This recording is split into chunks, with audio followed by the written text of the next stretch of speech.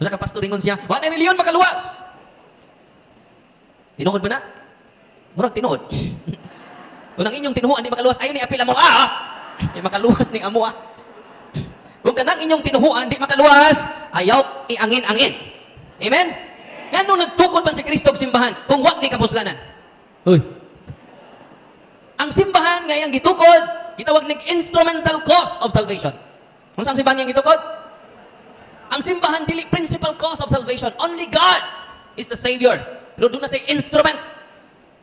Amen? Kung saan simbahan? Instrumental cause of salvation. Dili siya manluluwas. Pero siya ang instrumento sa Ginoo. Kaya kung may instrumento sa Ginoo, naa di may Biblia. Hoy. Siguro magpangataki gamit atong Biblia. Nanginan, paghimo mo inyong Biblia. Kaya kinsay nagingag Bible sa Bible? Si Pope Siricius. Isa nagingag sa Bible na Bible? Pope Siricius. Kinsay nag-compile sa Bible? Si Pope